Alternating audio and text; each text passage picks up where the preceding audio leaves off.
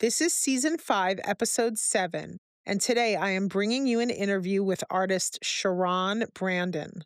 Sharon is a mixed media artist from New Jersey with a laser focus on greeting cards for personal use. Sharon has the kind of depth of knowledge about her hobby that comes from decades of practice with the same art form. Of particular note is Sharon's expertise with the Tim Holtz Distress line of products. Her work is bursting with color and joy, and anyone who would receive one of her special cards in the mail is truly receiving a gift. Take a look at Sharon's art over on Instagram at Cheiron. That's Cheiron, while you enjoy listening to this episode of Show Up or Shut Up. Welcome to Show Up or Shut Up, a podcast about prolific makers, specifically in the world of mixed media art. I'm your host, Wendy Solganik, also known as Willa Wanders on Instagram, and I'm here to explore the ups and sometimes the downs of being a mixed media artist. I've been a maker my entire life, and I've had four careers involving art. In each episode, we'll talk to artists about how they became prolific makers, why they make art, and the struggles they go through. We'll talk about being an online creative, social media, and how to navigate that world if that's what you're into. Whether you're a lover of mixed media art, watercolor painting, handmade books, art journaling, fiber art, assemblage, collage, or everything all at once, I hope you'll join me on this journey of mixed media making. If you like this podcast, hit the subscribe button and leave a review.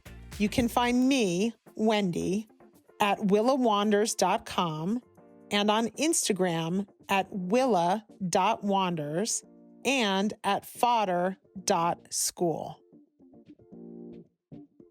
Welcome to the Show Up or Shut Up podcast, Sharon. I'm so happy to have you here tonight. Thanks, Wendy. I'm so happy to be here. Okay, so I have to ask you right off the bat about your name, which is spelled Cheiron. Tell me about your name. So my name comes from a racehorse. I still have the racing form from where the horse race was. And I have brothers and sisters named Mary, Katie, and Joseph. So are you saying that your parents saw a horse race and fell in love with the name Sharon? My mom saw a horse race and she won some money, I believe, because it has a little circle and it says won. And I guess that's the name that she liked. Okay, that is a story. So, all right, before we get rolling into your whole background and everything, I love to have people look at your work so that they have an idea of what we're talking about when we're talking. So, how do people find you on Instagram and on the World Wide Web? Sure. So on Instagram, I was lucky enough to get just my first name. So it's at Cheiron. It's Cheiron. And you can also find me on my website, which is createwithcheiron.com. That's awesome. So, okay, I know you live in New Jersey because we've talked before and I'm originally from New Jersey, but have you always lived in New Jersey? For most of my life, I've lived in New Jersey. I was born in Texas, and then we moved to Virginia. And my dad did his medical residency in Connecticut. And then I basically went from kindergarten to eighth grade in Staten Island in New York. And when I was in high school, my parents surprised me by picking me up from camp and saying that we're moving. And we moved out to Hunterdon County, New Jersey, which on the road where I moved was basically horse farm. So I went from growing up to being able to walk to the corner store to not being able to walk to any store. So, what prompted such a dramatic move? So, if people don't know, can you just describe Staten Island? I'm sure you've seen the show Jersey Shore. That's where some of the characters come from. So I guess I grew up in a little house there. The house that I grew up there was really cute. It was a Cape Cod house and it was built in the 50s. My grandparents built it. But it's definitely a dense population. It's really built up. And, you can take a bus or pretty much, walk to different places in almost any of the neighborhoods there. And you could take a ferry to Manhattan as well. Okay, so where I grew up, which was in Morris County, New Jersey, in Parsippany, was not at all geographically far from Staten Island, but I have never been on Staten Island. Is it true that in order to get to Staten Island, you have to take a ferry? No, you can take a bridge from New Jersey, Oh, but to what get from bridge? you can take the Goethals Bridge or you could take the Outer Bridge. Okay, I've never been on either of those bridges. I've never been to Staten Island. I've been to every other borough of New York City, but I just never somehow we didn't know people who lived on Staten Island. It's definitely like it's its own vibe. It is. So okay, so You're so not you missing it, moved Wendy. I'm sorry to tell you. so you moved to New Jersey, but you don't move to like a typical New Jersey suburb. You move to the farm part of New Jersey. Is that correct? Right. So it's definitely built up now a little bit more, but it still has a lot of farms. What is the name of the town you moved to? It's called Reddington, New Jersey, so it's near Flemington, New Jersey. Okay, so Flemington I've heard of. Mhm. Okay, so is this kinda central Jersey? It's pretty much right in the middle, yep. Okay, alright. So it's so funny, just like how we just stay within our little cocoons. Like growing up in New Jersey, in deep suburban New Jersey, it wasn't like I had occasion to go to the more rural parts of New Jersey that I imagine were actually quite beautiful. Yes, for sure. So, okay, so did you go all through high school then in New Jersey? I did. I went all through high school in New Jersey, and then I went to college not too far away in Pennsylvania, Where did you go to college? University of Scranton. Really? Mhm. What an interesting place to go. Did they have a certain major that you were interested in? No, my dad really wanted me to look at it, and we went one day and took a tour, and I really liked it, so that's just where I wound up going. What did you major in? I majored in French and marketing, Friend. and I don't use it at all anymore. So when you were a kid, were you artsy craftsy? My mom always had things for us to make. We had, like, always a little, like, shelf in the closet, like, in the kitchen, or when we moved to our other house, like, we had a shelf in the basement downstairs with different, kinda craft supplies that we could use. When you were in high school, like were you one of the kids who was taking art class in high school seriously? No, I took a couple of art classes, and then I think as I got to, junior and senior year, I was taking more, like, college prep classes, so I didn't really have time for the art classes anymore. So when did art become something that you noticed, like, this is a thing for you, like, I really like this, I want to do a lot of this? I think for me, kind of like my journey into this like art space was I lived in San Francisco and I moved back to New Jersey and I was driving, I think shortly after I moved back in 2004 and I saw a little rubber stamp store and it was a rubber stamping and scrapbooking store opening like a mile down the street from where I moved. So I went in there to check it out and how I got started on my art journey really was doing rubber stamping and making cards. Okay. Do you have kids? No, no kids. No kids. Okay, so the store is really close to where you moved to, and then what was your feeling when you went in the store? I definitely felt sort of like, how they would say a kid in a candy store where there's all kinds of like, inks and different kinds of pens and markers and different things to make your own cards. I mean, there weren't that many supplies at the time, but they definitely had a huge selection of different things, including a lot of those pattern papers for scrapbooking. Yes, and rubber stamping was really big, and there were all these companies that was like their entire thing was they would design and manufacture rubber stamps, and there were all these rubber stamp conventions, and everyone was doing all sorts of fun things with rubber stamps, right? Yep. So, did you start taking classes at the store? I did. I started taking classes maybe like once a month, twice a month, and I really got into it. And then at some point, I noticed there was a magazine that you could, submit card projects to. So I decided I wanted to do that. So I did that for a while and got a few cards published, which was pretty fun. Are you saying, like, you did that for a while, meaning, like, that was, like, a good motivator for you to try to really, like, advance your skills and try to get your work into that magazine? Yeah, it was just kind of a fun thing, and I really did it, to be honest with you. It's not a nice story, but somebody actually had gotten a card published in the magazine, and I thought it was cool, and I asked them, like, "Oh, how could I do that? That would be really cool." And she told me, "Well, you can't do that, unless you've been doing it for a really long time." And I think, honestly, that was my initial motivation. Like, I'm gonna prove her wrong. Yes, just because I was told no, I gotta turn it into a yes. That's actually interesting, just how people touch each other's, like, little nerves. Yeah. Something they say or, maybe the fact that you even asked, "How do you get in the magazine?" Like, touched her little nerve because she was like, "Oh, she's new, like, she shouldn't even be asking yet," like, people have all their rules at how things should work. Exactly, and I think it's a great lesson now, just to not gatekeep and, just to share with other people. Yeah, it's just we're all people, we're all human, Mhm. we all have our I'm sure that's not a proud moment for her.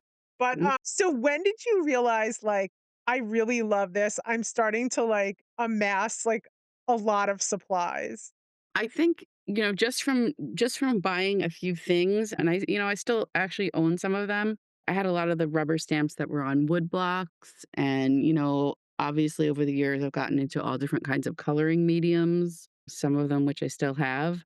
And, I think just getting the supplies, it's funny that you say that, over the years, and I'm sure everyone has the same issue, we get so many supplies. So I'm really good about kind of purging my supplies every so often and donating them when I can and just kinda keeping. Really? Okay, Yeah, I mean, I give we're them gonna to need to dig people. around this. Yeah, I mean, there's only so many supplies they can have, but I definitely love to try new supplies, and I've been fortunate enough to work with a lot of companies that have given me supplies to use for projects, so Okay, you're jumping so far.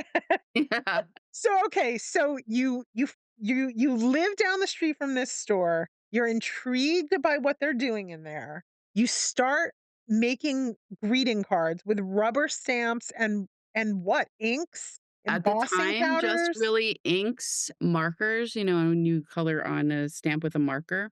Yeah. And, like, spray the marker with water, and, yeah, definitely embossing powders for sure. And this is like before there is someone named Tim Holtz like on the scene. Like, It is the year that Tim Holtz came out with Distress ink is the year that I started stamping. okay. Mhm. Okay, that's really interesting. Because when I was rubber stamping, it was the late 90s. And there was no Tim Holtz that I knew of. And I was really involved in, like, the rubber stamping thing, going to stamping convention in Southern California. I remember there was even a stamping cruise, which my husband was like, "Are you going on a stamping cruise?" I was like, "No, that's a bit much." But, like, it was such a big thing. Yes. Okay, so do you remember, like, actually those distress ink pads, like, suddenly the store that you go buy your supplies at is carrying this new supply, and it's got this name brand, Tim Holtz, you remember that? I do, and I actually still have some of my original Distress inks. So then what Ink happens? Like, pads. I wanna know everything about this journey that you've been on because Mhm. it's a 20-year journey. I mean, I can sum it up and then we can get into more detail, but, I started making cards. The company that I really started using first was Hero Arts. Yeah. And I loved their stamps, and I still have a lot of those. And there were simple cards, just a flower stamp, maybe putting a little, like, ribbon bow on it, a sentiment, and for me, the joy was just sending those out to people in the mail. Okay, so that's what I was gonna ask you. Mhm. Were you corresponding? Were you mailing these cards that you were making, or were you selling them? Because that was a whole other thing. People used to make and sell handmade cards. Yeah, I didn't really sell them. I did it more for like I have a full-time job. I did it more for like a relaxation for myself, and just some like me time. And then, yeah, I can make a million cards, but I don't need to keep them all. And I just like to send them, just to people all over the place. Friends that I Okay. haven't seen for a long time. My grandma is going to be 96 this year, and Wow. she has a whole box in her sewing room of basically every card I've ever sent her, some a That lot is so prettier than others. Okay, so you're making cards for yourself to send. You're taking classes, I'm assuming, Yep, at I the store? took classes at the store. Did you ever branch out beyond that store? Like, did you ever travel to go to a retreat? Did you ever go to a rubber stamping convention or a scrapbooking convention? I think I had gone in New Jersey, like, they used to have those shows where they would have, all the different companies come and you could go and shop and, do stuff like that. So I may have gone to that a couple of times. Okay. And then what happens? And then I moved to Brooklyn. Cool. So there wasn't really, it wasn't easy for me to go back to New Jersey and take classes. And then I started going to a stamp store in Manhattan called the Ink Pad. Yes. So that was a place where I used to shop and So describe that because I feel like that is like an iconic place. yes, it was an iconic place. I mean, I knew it through like I think it was just the 3 locations. So it started off in a really tiny store where you could like touch one arm on one side of the store and one arm on the other side of the store. And then it moved locations a couple of times over the years. And that was my new place to shop, like somewhere local to me. And did you find in any of these places community, like other makers doing the same thing that you became friends with? I definitely did, and I really liked the store, and I always that store had a lot of stamps that were more like artsy stamps. At the time, I wasn't really using that. I was using all the stamps that were like really cute little characters and, things that were more whimsical. Yeah. So I did ask the owner of the store if I could teach a class there, and she said, "Why don't you bring in some samples and we'll see, if anyone comes." And Okay. they did. So I wound up teaching there for, I wanna say, at least 10 years. I would do a class almost every month. Wow. But at the same Mm. time, so people understand, like you have a full-time career in what I'm going to call like the financial industry. Yes. Okay. So you're working 9 to 5 or more, 8 to 6, 8 to 7. Like you're working, were you working in Manhattan or were you working in Brooklyn? I worked at the stock exchange for a while, so, I mean, I was only a few stops away on the subway from the shop. Okay. So this was truly just a hobby at the time. Yes. A very probably well needed hobby that balanced out kind of probably what was kind of a stressful career. Mhm. So that's a lot to teach a class every month live. Yeah, I mean, for me, I can design cards pretty quickly. It's a good skill that I have. So I would kind of either design some new cards or maybe, have made a card and think it was something fun to teach and just include that in my classes. Okay, so tell me about the decades of new materials that come onto the scene and how your art develops because what know that you make now looks nothing like the cards we were making in the early 2000s. hmm So I can you think take me through that sort of Yeah, I think that journey, and I can kind of blame it on my friend who's also a card maker, Jen Shirkus, and she's pretty well known in the card making industry. She had asked me to come stay with me in New York and take a class at the Ink Pad. I think it was with Dina Wakley. And she said, "Oh, we're going to go take this class with Dina Wakley." And I looked at the class and I said, "I don't know. I'm not sure if all that like artsy fartsy stuff is for me." And we still laugh about that today because she says now that, I do a lot more like artsy looking cards. So I've gotten into playing with mixed media, like all kinds of different paints, like any new product, I will try it on a card. That's how I know you. Like, that's what I know you for. I know you as someone who is using a lot of really cool mediums to make really cool cards. So you're saying before you took that workshop with Dina, you were just using the basic stuff. Yeah, just the basic stuff. So, like I said before, like the markers, embossing powder, didn't really use stencils, didn't really use paint or like any kind of pastes. So tell me about this experience with Dina. Like, what was it like Mhm. for you? I still have the project that we made, and it was this little chunky board book, and we did all different kinds of techniques with paint. And of course, I got paint all over, and I'm definitely a messy maker, but I had a great time doing it. And I feel like it's definitely, for me, a way to relax. Wait, did you just say you're definitely a messy maker? Oh, yeah. When I create something, there's stuff everywhere. Okay, that is shocking because your finished product is the opposite of messy. Like, your finished product is very tailored and very, like, precise in many ways. But what you're saying is, like, what I do to get to the things that I make has a very large messy component. Right, so I like to layer on, like, paints and stencils and a lot of texture and sprays. So everything that I'm doing on my table is a big mess, but when I make the card, I still like them to look clean and simple. Yeah, and I really Hence appreciate that because there's a lot of depth in what you do, but also a lot of refinement. There's a lot of, like, restraint in do you know what I'm talking about? There's, like, a Yeah, lot of restraint, and in mixed media art, in general, you don't see a lot of restraint, and some people love that there's, not a lot of restraint, but I'm one of those people that actually, like, appreciates the restraint. yeah, I mean, I like splatter to a point, you know? Well, what I love about what you do is that there is all of that, like, messiness that's there, but the ultimate product is really well designed. Thank you. You know what I'm talking about? Mhm. Yeah, and it doesn't always start out that way, I definitely edit things down.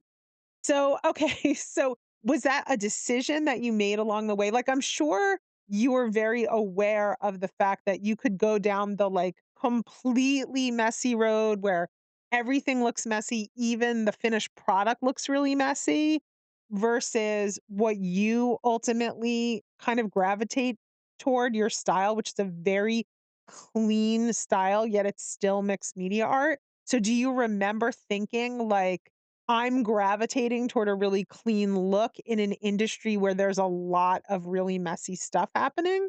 Yeah, and I think also when you're working on a card, you're working with something really small, like something that's generally card size, like 4 1/4 by 5 1/2. So I think you have to leave a little a little like white space. That's just what I prefer. So now now I'm really wondering, like, so you've been in fodder school the whole time, correct? Yes, the whole time. The whole time. So you clearly have decades of mixed media knowledge under your belt. Is that correct? Like, that's what That I'm sensing here from that is all. correct. Like, yes, mixed media knowledge too. And if you're like we talked about Tim Holtz, I've been using those products and you know that different products have been added over the years. Yes. So Okay, I'm I I'm wanna hear very all about familiar with this. all those products. Okay, so this is so interesting because the world of Tim Holtz products does feel to me, because I'm very late to the mixed media play fun that everyone's been having, because I had a 15-year, like, stint in the printing world, and I missed the whole, like, rise of all the Tim Holtz fun products, so I don't know how to use any of them. Isn't that crazy? I don't know how to use them, and so I don't really know, like, what to do. So tell me about the journey of him releasing all these really cool products and learning about them. Like, how, did you go to workshops? Did you watch videos? Like, how did you learn the wide depth of what is going on with that product line? I mean, I think at the time when they released the products, there were people that would go to Ranger, who makes the products, and Ranger is based in New Jersey, and they would learn about the products and they would come to stores, or people, would go to trade shows that worked at stores and learn about how those products works and come take classes. So I definitely took some classes, and the first thing distressing is like one of the most fun things to play around with. That reacts with water. Like most of the products in the distress line are designed to just like do something extra when you play with them and add water. Okay. Right. So like distress ink, you can blend distress inks to make a background, but once you splatter or spray water, you're gonna get some really cool reactions. And like some things you can control, some things you can't. And then there's also like the spray stain. So it's kind of like the same colors of the ink, right? But it's in a spray version. And then I'm not sure if you're familiar with the oxides, but I those definitely know they exist. I just don't know the yeah, so difference. those Like, are I so don't know. the distressor dye ink and the oxides are a combination of dye and pigment. So when you start mixing them with your distress inks, you're gonna get, certain things that sit on top of each other. So like the oxide, which has the pigment in it, will sit on top of the distress ink. And there's a lot of play with those, combining the products. So, but in order to, okay, I'm going to try to express this to you. Mhm. It's like, I hear what you're saying, but I guess I'm the kind of learner that has to watch someone use the product and then use it myself for it to actually be imprinted on my brain so that my brain understands these products. So without taking live classes with people or even online classes, I don't really know how any of that stuff works. Like, I Mhm. actually do not. I do not know how any of that stuff works. No. Well, So fortunately today, like in this, era, you in the past few years, especially during COVID, Tim has done a lot of videos which are free on his YouTube channel. And I just want to point that out because I think it's so generous of him to spend his time. And he has done some where he'll just take one of the products and he'll take it out and he'll spend like about 2 hours saying, like, here's the product, here's what it does, here's how it so looks just for packaging. one product he'll go through. Yeah, like, here's the paper that you use with the product, right? Okay, that's what I need. I need to watch Mhm, one product. Once you start getting into we're, like, using multiple different products, like, mhm, because I know I've seen some of his YouTube videos where he talks about, like, a fall release or something like that, like his mhm, and he'll go through, like, so many products, and he shows incredible samples from all the different mhm. people who are part of his team of people that make the samples, and it overwhelms me. I don't know where to enter. There is an entire library that, you can pick one of the products. Gotcha, that's what I need. I didn't even realize that. So, okay, Mhm. so this is making sense, but you Highly recommend them. this is not the way you learned. You learned because you were at these stores. Right, and the product would come in, sometimes, like, even the oxides, I got the oxides right when they came out from the store, and I just played around with them, I took them and I took a bunch, and I think that's not to, like, go off the question here, but I think that's a great way to learn any medium or any product, just try it and see what happens. Because I think, like, as much as, like, someone like Tim will show, there's also other makers that get the product and they'll try it out and they'll just try something random and it'll be a cool technique. Gotcha. So when do you become officially someone who works with this line? Or I don't know if it's is your affiliation with Ranger or is your affiliation with Tim Holtz? And Well, how does that end up happening? Tim has this year he announced in January, he's not making any more new products. So I'm not sure if you're familiar with that No, tell me about that. announcement. He's not making any more new products, but the products that he has, are still available. Meaning, like, no more new colors or no No more more new new. colors, no more new product. I mean, there's so much There available. are so many products. So I think, he's kind of focusing now on I mean, I believe Wendy he has made over 500 stamp sets and I may have most of them in a closet. Wow. So like, I think when you get to stuff like that, it's like, wow, everyone wants always the newest, the latest and greatest. And especially if you own a store you're teaching. But sometimes I need to go into my room and like kind of go through things and say, oh, wow, here's something I haven't used in a while or something I've never used and take it W- out and, give it a try. Well, I'm all for that because what can I say? I appreciate like we don't need new stuff all the time. We need to use what we have. I would like to learn how to use the products. I'm not looking for new products. I would like to learn how to use the products that I have better and in more interesting ways. I think there's always new ways. I think the more that you take one product and keep using it, you're going to discover on your own, like, this is how I like to use it, or this is what I have in my, my craft room or my studio that works well with it. So I So, think it's just taking things out. Like, I know for me, like alcoholing, when I take it out, I usually will make like 20, 30 backgrounds, like, when I'm sitting there instead of having to take the stuff out all the time and just play around or, yes, any you're product. mass making. And, just save those backgrounds for future card making. So, okay, are you still making cards primarily for yourself to write and mail?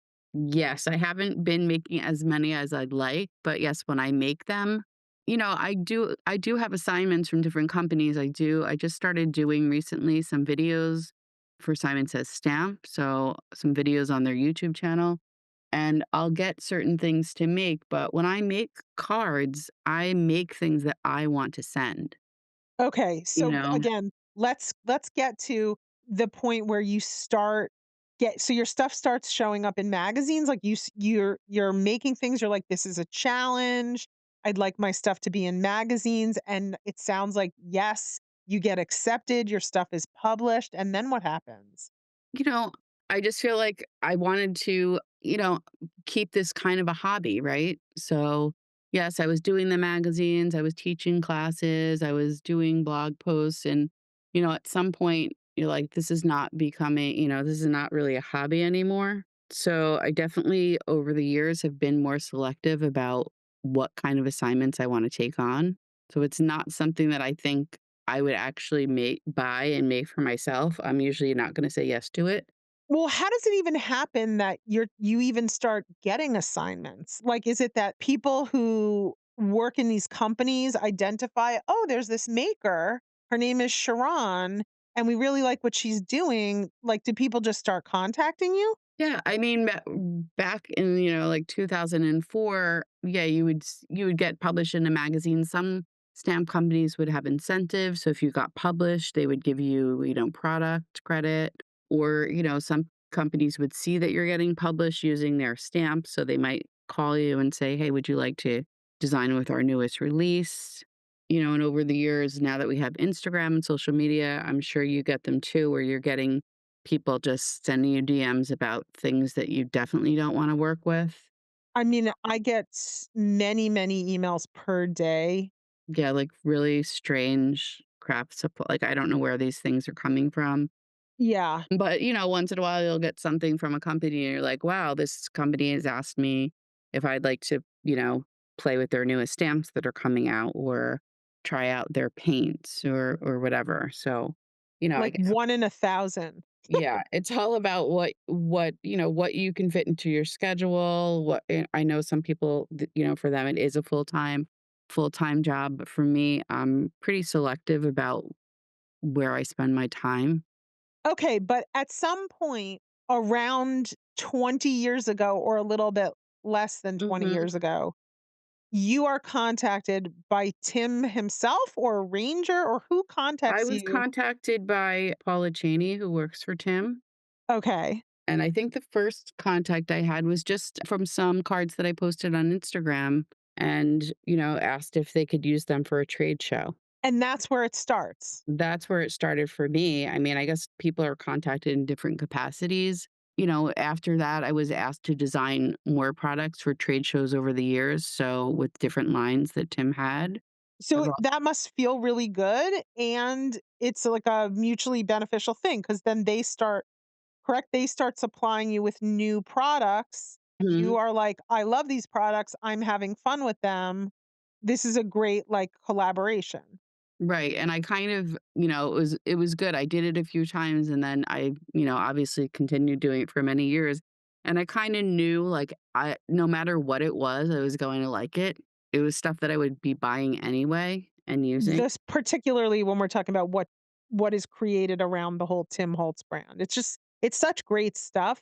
Mhm. It's he's just got such a great eye for, like, what people are gonna love that it's almost a no-brainer. Yeah, and I mean, sometimes the things are dramatically different from what you've received before, but it's always something that was like it felt inspirational, like, "Oh, I wanna use this."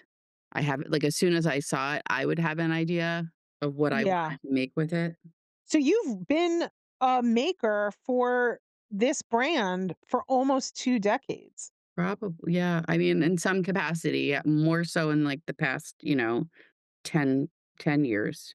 Gotcha. So you're saying that there's other brands that you do this for. It's not just the Tim Holtz line or the Ranger products. There's other brands that you would have in the past created cards for their promotional materials. Yeah, I've been on design teams for a lot of stamp companies. One was Hero Arts.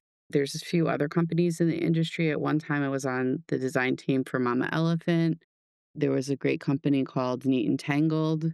So tell me about a design team experience because I've never been on any design Mhm. team in my life. So what does that mean to be on someone's design team? I mean, what I was doing in the past was basically every month I would get sent some products from the new release. And, different companies have different specifications of what they want you to do. But basically, you'll get an assignment, we're going to send you these new products. Can you make, I don't know, 3 cards for next month and post them on this date? And each company is a little different. Does anyone ever compensate you financially outside of the free product that you get? Yes, I've been compensated for other, different projects. Some it depends on how they pay. Sometimes they'll do products and compensation. Some places will do compensation. I know a Cool, lot of people same. say I don't want to work for product, but for me, I feel like I'm only doing it for companies where I would probably buy the product anyway. Yeah. So does this whole endeavor become, like, kind of like a major side hustle for you? Yeah, I don't think I mean, I'm not doing it. I'm not really teaching for any companies. Like right now, I'm not doing that many things. I think the more side hustle that if you want to say side hustle, but something that I've gotten into recently is I've started my own website and I taught my first online class a few months ago. And it was all about using one of the Tim Holtz products, which is the Distress Embossing Glaze. So it was a full day online class where people from all over the world could sign up. And we created live, learning all the techniques to do with embossing glaze for the entire day. That sounds really fun, actually. So you taught it live. Yeah, so I set up a camera in my studio. We had a session in the morning and basically, we did techniques and everyone kind of followed along and could ask questions Did during the people order event. the product that, like, did you give them a supply list in advance I and say, gave "These them a are all the." supply list of what I would be using, but, I'm not there to really sell. I'm there to teach a class, so I definitely want people to try to use what they have if, Well, wouldn't they have to have those specific. Yeah, like I said that they should get a couple of colors of it, and it's like $5 a jar, but they don't need to necessarily have every stamp, every stencil, Gosh, they just need everything that I'm using. something to rubber Like, stamp with. yeah, like, here are the basic things that you're gonna need: a stamp, a stencil. This is the type of stamp I'm using. If you have it, great. If you have something similar, great. Which was also super interesting because after the class, people shared kind of like the things that they made throughout the day. And it was it was neat to see like different interpretations with different supplies. That does sound really neat. So, what happens 4 years ago approximately that makes you think, "Oh, I wanna sign up for Fodder school," when you already had, like, a lifetime of mixed media art experiences? I just think, like, I also well, I mean, I guess I'll call it my guilty pleasure. I love to sign up for classes online. you Oh, know, it's a with guilty different pleasure. artists. Well, the guilty part is that I have a huge list of them that I have not completed, but I like to, take classes from different artists, and I always feel like I'm learning something different. Like Fodder school, there's always, it's like, yeah, I look at the lesson and I'm like, "Oh yeah, I've done this before, but I haven't done it with this artist." And I definitely know like I'm going to pick up some kind of new like tip or trick or, a different way to approach something. Yes, because no matter what, every single teacher, no matter in what program, class, anything, everyone is a unique world unto themselves. And when you teach something, you could be teaching the same thing, but you're going to bring your world of life experiences with you, and that thing is going to come out in your way. Mhm. So, okay, so it sounds like you're not someone who's following along religiously in the school with like every month, oh, this is the project, I'm doing it in real time. It sounds like you're kind of like approaching it more like it's like a bit of like an encyclopedia, and when you have time, you watch it. And do you make the things or you just watch the videos? Well, I had been really good about doing them for months, but last year I got separated and I got divorced. So I moved and I'm still unpacking my 20 years of art supplies. So I'm definitely doing things when I can. And I actually did start making the papers for this month's lesson. I could see you doing some pretty amazing, amazing papers with the basic idea that Tracy gave everyone that is Mm. like, it's so wonderful in its simplicity and so different, like depending on the hand of the maker. I just think it's so cool. I did. I What's and I made a stack. I just one night just took I'm like, I need a break and I just took out a stack of paper and followed along. So hopefully, over the weekend I can actually get to the second lesson. That's awesome. I think, like, at some point a while ago, you and I start following each other on Instagram, and I'm noticing that, like, I really like your aesthetic. And I think pretty much almost from the start of fodder school, I think I had you like on a short list of, oh, yeah, I could see her being a fodder school teacher someday. Did that ever occur to you before? Like, I don't really remember. Like, pretty sure I approached you, correct? I And think said, so, but I mean, obviously I really liked it since I've signed up, for every single one. And yeah, and of course I've thought, oh, this would be great if I could ever think of something to teach. interesting. So I approached you and I was like, we want to have you be a fodder school teacher. I don't think you hesitated. I think you said yes right away. For this one, it was definitely a yes. I didn't really have to think about it at all. So you are going to be working with alcohol inks, correct? And that's not something we've ever touched upon before. For the challenge, I'll be working with alcohol inks. Okay, so I'm excited because I do like trying and testing new things that are new for me. Obviously, alcohol. Okay, how about this? How long ago did alcohol inks come onto the scene of crafting? I think they might have been branded even before Tim. They used to be called Adirondack inks. No way. So I'm not sure I can find that out for you. So that's interesting. So you're saying like when you were just in your whole scene of the card making, you remember that some people were using these kind of specialized inks? Yeah, I definitely remember using them a long time ago on cards, just in a little bit of a different way. We were putting alcohol ink on paper. I don't know if you remember, they were using like glossy paper. It was glossy cardstock, and people were putting it on like to a little dabber, like it was felt dabber, and you would put your drops of alcohol ink and make these backgrounds that kind of look like stone. I was not part of this. I was not part of the crafty scene doing this stuff. So no, I have no awareness at all of this. I mean, I know what glossy paper is. It's like Hmm. coated on one Hmm. side.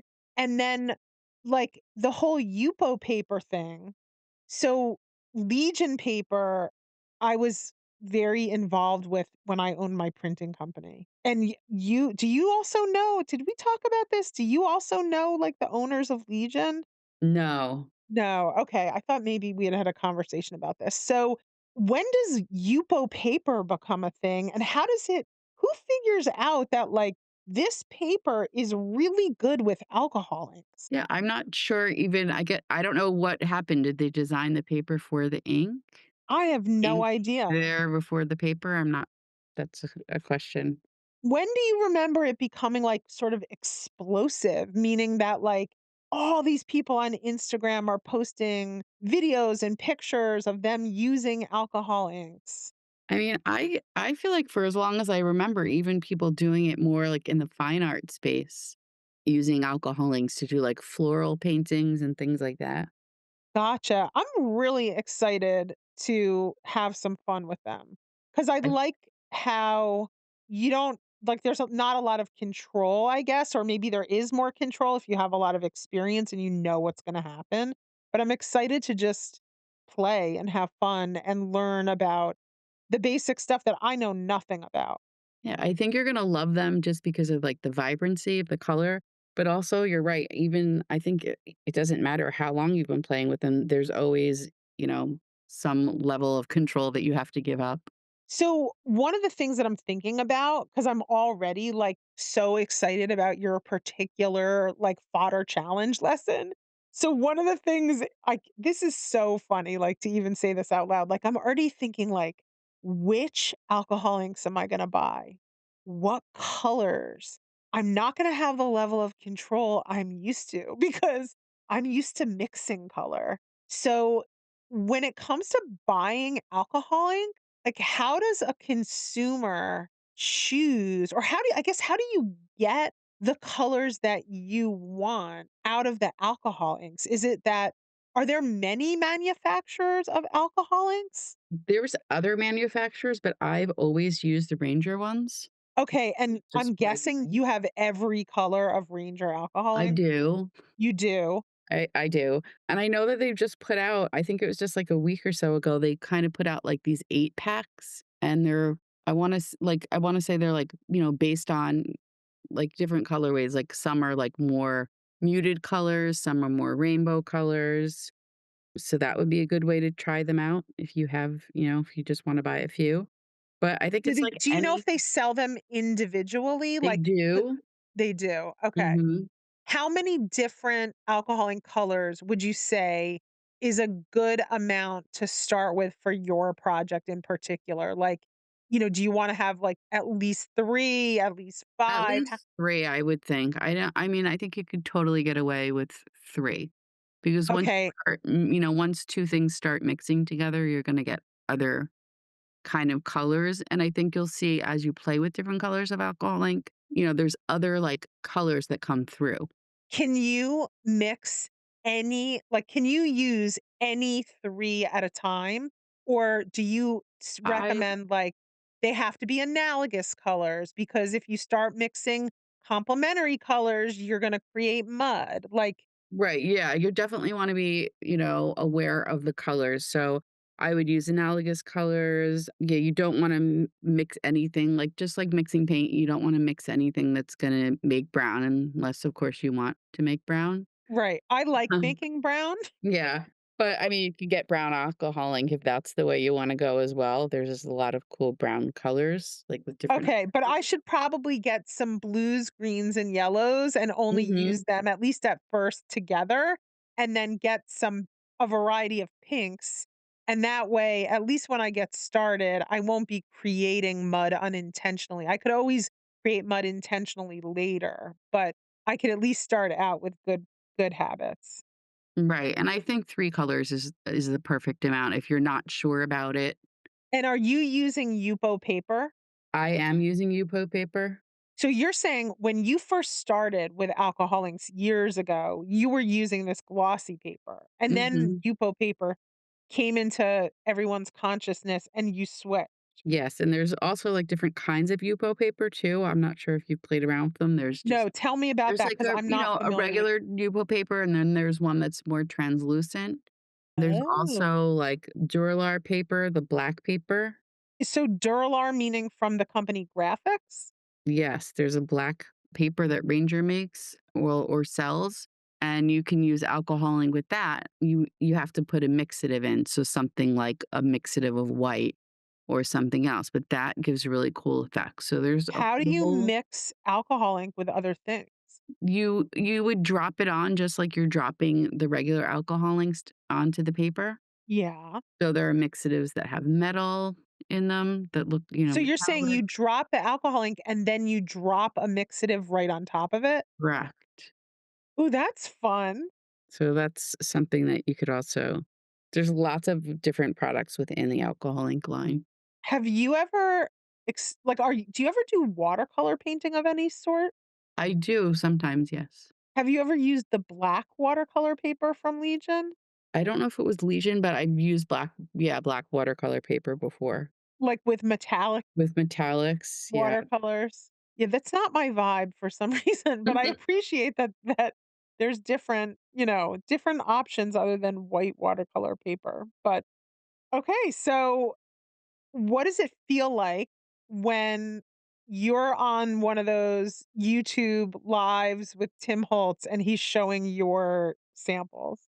I always love it. I also love to just see like what everyone else has done with the same product. Yeah, it's pretty cool. And usually I know that, a lot of people will be watching those lives at once. So usually I'll be getting messages like, "Oh, I just saw your project. I really liked it." So it definitely makes you feel good Yeah, it's pretty exciting. So wow, so you're saying though the days of that are over. for now. I'm like kind of in shock. Now, Did Tim like announce it? some of the other companies like Sizzix, the company that makes the dyes, they're doing some releases that I guess were already planned. So they've done a release already this year and I've designed, for that. Stampers Anonymous is the company that makes Tim stamps and they're out of Ohio. I think that they are literally like in Cleveland. I think so. And Yeah. they are not making new stamps, but they're kind of like doing not a re-release because this you can get any of Tim's stamps at any time. But they're kind of, just bringing back or, bringing to light some of the stamps from the earlier releases. And So, saying like, "Hey, let's look at these again because these are right. really good and they deserve to be spotlighted."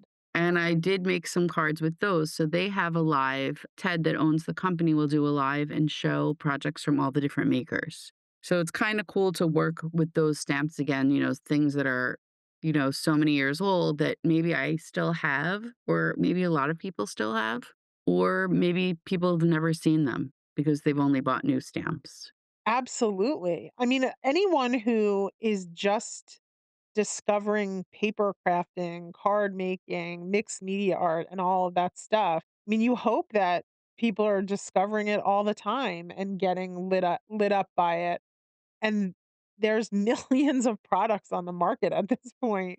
Millions of different stamps, there's just so much stuff. There's definitely it's so much stuff and it's good to like I know one set I did have, so when I went to use it again, it was kind of fun because this time I didn't have like, just my markers and embossing powders to work with. I had a huge array of like different mediums to use, sprays and stains and all kinds of other things. Yeah. So you have like a wealth of knowledge about all of these products that are on the market that most people only probably have like a fraction of that knowledge because you've been dedicated to this craft for decades. Yeah, I feel like I really liked using the products and I've experimented with them a lot too. So I know it works. I've taught with them a lot, so I kind of also know like what common like I won't say mistakes, but like what common things people do that don't give them the best results. Yeah. So you have a lot of sharing that you could do, like, from here forward. I don't assume that people know how these products work. There's a whole opportunity for you to share your knowledge. Yeah, I definitely, I do teach classes locally by my house as well. So I definitely, plan to continue using and teaching with most of these products. So tell me where you're living now. So now I live in Freehold, New Jersey, which is kind of closer to the Jersey Shore. And why did you choose Freehold? My sister lives down the street. Oh, that's really cool. Yeah. So it's That's nice to really have her cool. close. What would you say, like, your regular week is like? Do you create at night, or are you too tired after a day of work?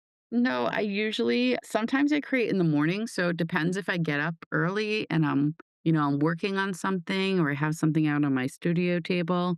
But for the most part, I create at night. So like I will work until like 6 o'clock or so, probably eat dinner, and if go to the gym or whatever, and if sometimes not go to the gym. And then I'll sit down and have a cup of tea and go in my room and, play around for a couple hours. So you recently relocated, as you mentioned, you got separated and now you're living in a new home. So talk to us about thinking through like a new start and how you were gonna incorporate your creative life into your new surroundings. Yeah, I think when, being single at 50 is a lot different. So I'm not like going out all the time or, doing things like I did in my 20s. So I'm definitely trying to like get a routine for myself where I am now, trying just to use the stuff that I have. So I think like I talked to you about my long list of online classes. Like I go into the office a couple of times a week, but on Wednesdays, I work from home and I've kind of made like a deal with myself that I can go get some takeout on Wednesdays from the sushi place and then work on my like online classes. That's kind of a goal that I made for myself. Oh, that's fun. Oh, so I didn't realize that. So you're going into New York still a couple days a week? No, I go into an office in New Jersey a couple of days a week. Gotcha. How Mhm. far from your current home is your office in It's New about a Jersey? half an hour away, so not terrible. Half an hour each direction. Each direction. And traffic can be terrible there. It can. That's with the traffic, so it's really not terrible. But Got you. Half an hour with the traffic. So it's pretty mhm. close, actually. Yeah. Okay, so you go into the office how many days a week? 2 days now. 2, and you work from home 3? 3. Mhm. So, but what I mean by, like, kind of the fresh or new start or whatever is, like, were you thinking, "I'm gonna find a new place to live. I have to make sure that I have enough space and the right space for my creative life?" I did, so I definitely made sure that I have a separate room in my house, that it's not my office and is not my bedroom to do crafts and Yeah. painting and stuff in. Does it have nice light? It has pretty good light. I did get some lights for my desk to use at night, so far it's been working out. I think the thing for me was kind of like moving the furniture around, several times until I got it in a certain way that, like, made sense for me because I had a much bigger space before. Oh, okay, so alright, so I didn't know that. So in your previous residence, you had an art studio? I had a big room in the front of my house with a giant window in the front, and I had 2 full like, I had a full wall of storage and also a full closet of storage. Okay. So you're working with less space now. I'm definitely working with less space and no storage, and I had a full basement with shelves to store things on, so, So yeah, I think I that's mean, it sounds like you had decades of supplies that people had given you for I all of these. I definitely did. Did you go through it all and decide what to keep and what to give away? I'm still going through it. Like, I do have a whole credenza in my kitchen because I'm only putting in my room, like, what fits in the room. So, I'm kind of, like, going through and I'm really taking my time with it and being conscious of, like, what I'm keeping. So when you decide that you don't want something, what do you do with it? It depends, like, I had given my sister which was great, I gave her a ton of stamps and paints, and she brought it to the high school in her district, and they were starting an art journaling club. That's awesome. That was great. I've definitely given things to friends, like, I know that they like a certain brand of stamps, and I'm just not really into them anymore. I've literally just given friends, like, a whole, company's worth of stamps. Do you have friends that live near you that are really into the same kinda arts and crafts that you're into? Into some, and recently we started a little group near my house, just a group of about 10 of us who get together and we're going to try to like do it every month and just kind of rent a little space and get together and craft. Oh, that's so cute. So there's Yeah. 10 of you and you're gonna rent a space? Yeah, we rent a space locally, for a few hours and all bring our stuff and Like, what kind of space? it's just like just a small like a small meeting room. And nobody wants to just have it in their house? I think it's more fun to just go to a place, and then you don't have to worry about like hosting it or Right.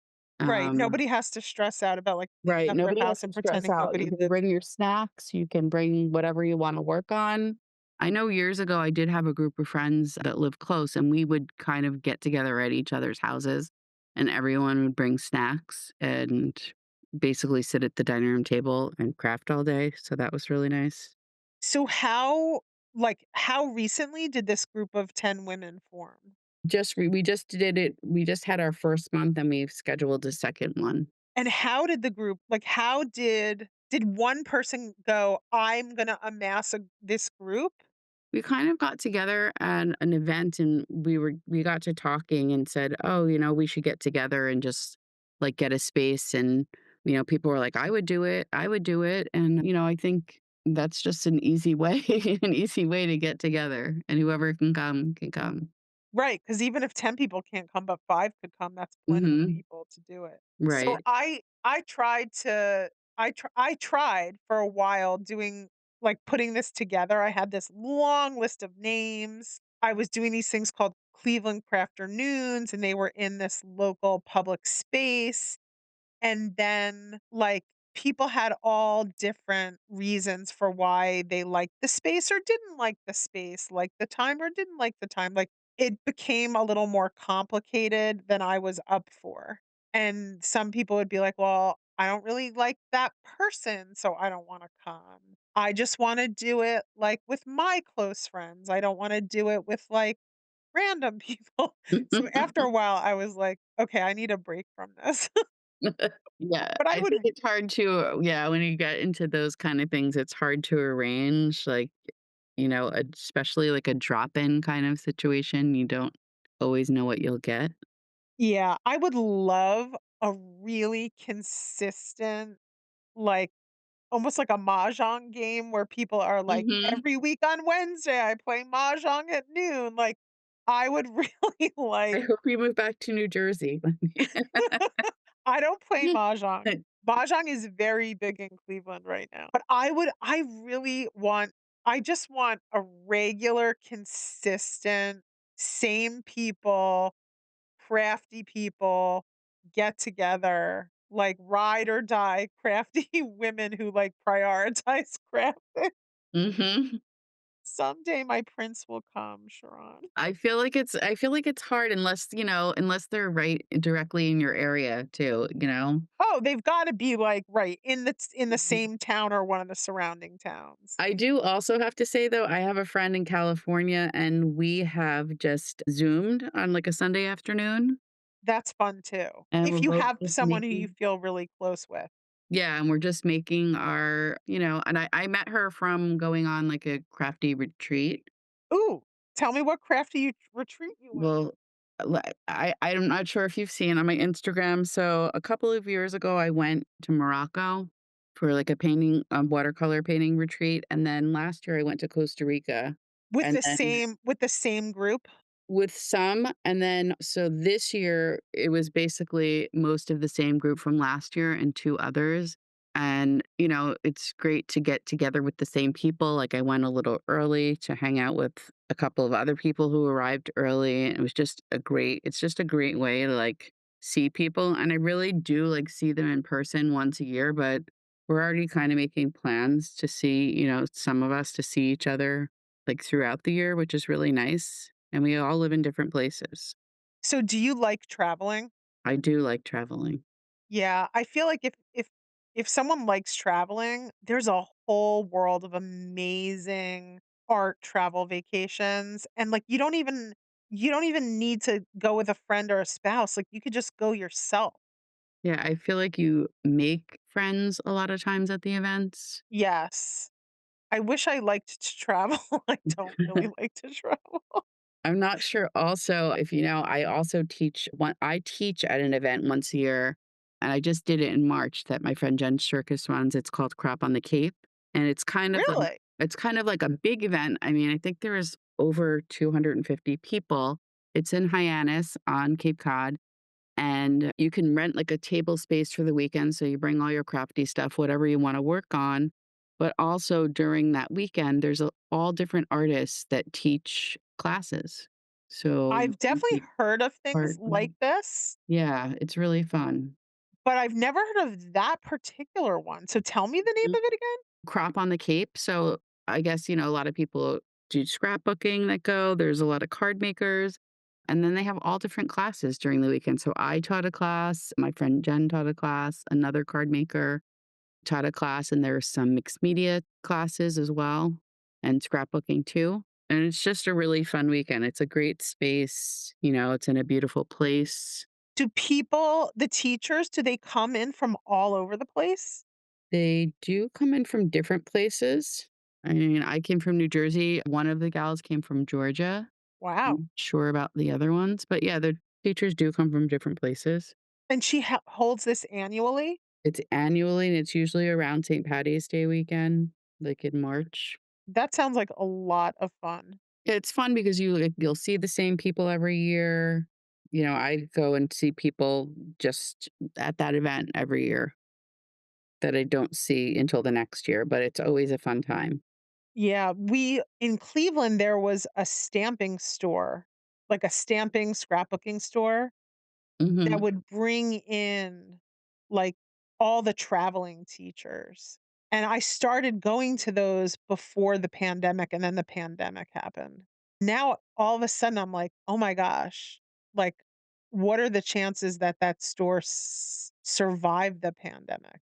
I don't even know, because that would be, like, the kinda thing that would be, like, a fun local, like, I took classes with different traveling teachers, and it was so fun, and I forgot all about it. Mhm. I I should hope see it's if still there's there, and I hope you can get back to it. I think Stampers Anonymous brings in teachers, and they teach classes right there. That's what the Cleveland stamp thing is, right?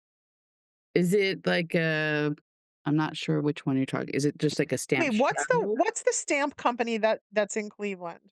Stampers Anonymous. Yeah, they bring in Mm, teachers. Why aren't okay. I on their mailing list? I need to be going to these things.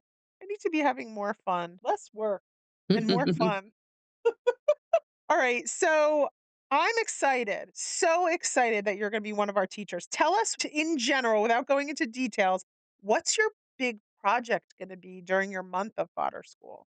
During my month of Fodder school, can I say what my month is? So, my month is going to be December, right? You're asking me. I don't I'm the remember. I think wrong it's for person. holiday time. Okay. I'm pretty sure I should really look it up. I'm pretty sure it's either no is it November or December? Would that make sense? One of those? It would because it's a giftable. It's a giftable. I love So, I like to make mixed media, and I definitely like to make small things. So, without getting into too much detail, my project is gonna be a giftable mini chunky canvas. I love it. I can't wait to make little mini chunky canvases and give them out to all my friends. All right, so is there anything else that you feel like you would want people to know about you and your artistic life? Mm. What do you hope for in the next 5 years? I hope in the next 5 years to finish some of those classes that are on my list. The one thing I do hope for, I started a website and I taught my first class online. So I hope to release another class this year. And people have been asking for a jelly plate class. And I did recently teach an in person one for card makers. So something that's really geared towards card making. So I hope to launch that online.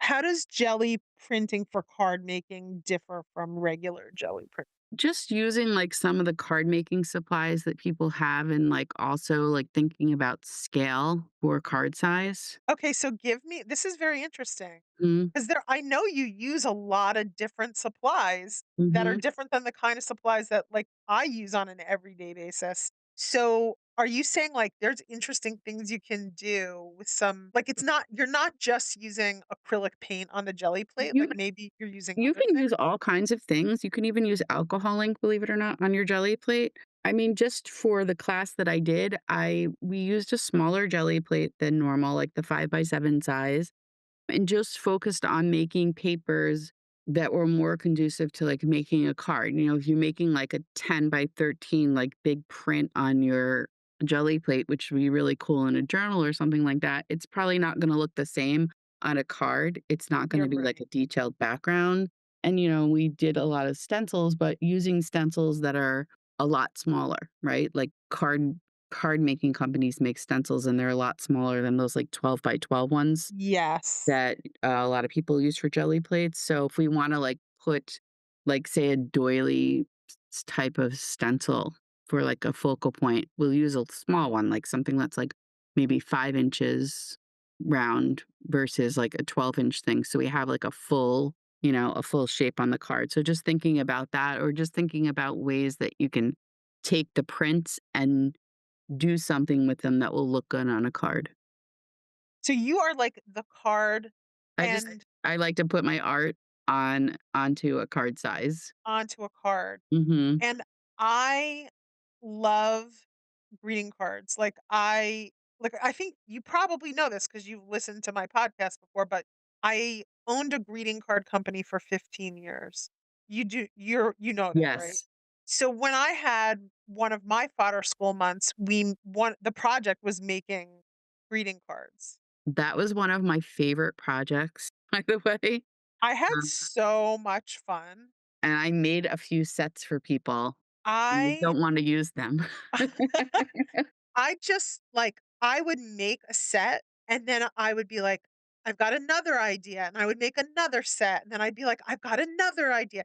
There's something about the size of greeting cards that is very addictive as far as like, it's like it's doable. It's handleable. And it's like you can just if you have an idea, you can try it out on a greeting card. And it's like low risk.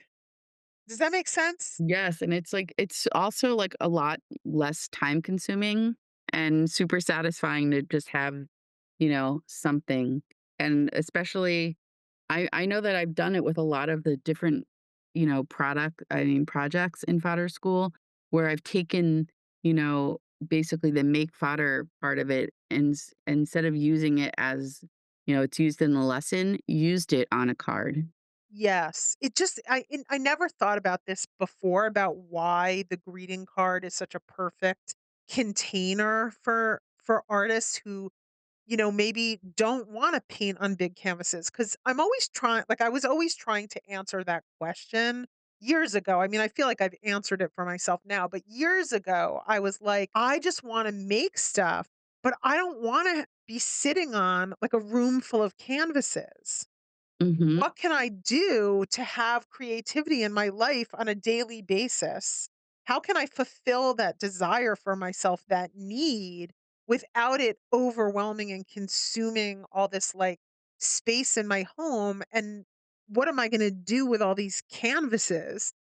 And I think you've answered that call for yourself with cards. And I think for me, it's not like I want to only make cards, but making cards is definitely a part of like what I love to make and what I love to send and the that feeling of like the envelope with the card and like we just did I just mailed my tag stuff, my trade stuff today, and I brought it to the Mhm. post office and putting the stamps on and addressing like when you when you do your envelopes for these cards that you send out, is there like decor on your envelope? Do you address them in a special way? Sometimes I stamp, like, say if there's, like, a flower on the card, I'll stamp that on the envelope. Okay. I also have a whole drawer of rubber stamps, like, a lot of them say, like, very snarky things, and some are semi inappropriate, like, funny things that, like, I like to stamp on the envelopes. Yes, or like do you stamp certain things on the backs of the cards as well? I have like a stamp with my name that I stamp on the back of the cards. Okay, but you don't put the snark on the back of the card? No. Like the whole card might be a snarky card too. Okay. And I think actually on your lesson, I know that we made those really cool papers and we used them for the card, for the images on the card. But I actually remember taking some of those papers. I think you did it we did the envelope flaps, right? Well, we did many things. We made envelopes, And handmade insert. envelopes, which Yeah. was so fun. And we did liners, because to me, liners are like the end all Hmm. be all if you wanna take the time to line it. So, the thing about a card is you can really take it to such a beautiful, like, form of art when you incorporate not just the card, but the envelope, maybe a liner. You're doing having fun on the envelope as well. There's just, like, I don't know. It's a it's really fun when you put it all together and really satisfying. Yeah, and I love to just like make a batch of cards too at once Yes. and then, send them all out into the world. Do you do really special holiday cards? I usually do. I've for a long time, like I was creating, really certain really special holiday cards for like different things that Tim Holtz was showing. So like those cards would be like a one-off card, but I would also make like batches of cards that definitely took a long time. Yes. I've had my fair share of big card projects. Holiday card projects, like when my first child was born, I handmade the birth announcements, Oh wow. addressed every envelope in a special way. There's just a lot of fun. Like, there's just a lot of fun. Have you ever gotten into, like, hand lettering, calligraphy, that whole part of the I do world of like card? try to do some like fun handwriting on the cards sometimes. I'm not really into calligraphy, but like fun lettering for sure. Yeah, fun lettering is where it's at. Calligraphy is too perfection-y for me. I love the hand lettering and the fun lettering. So, all right. So, Sharon, I'm very clear now on where your name comes from and your history with cards, and I'm super excited to learn from you. And thanks for coming on. Thank you. I'm very excited to be teaching. I appreciate it. All right. We're going to have so much fun together. Okay. Thank you, Wendy. You're so welcome. Have a good night. You too. Bye.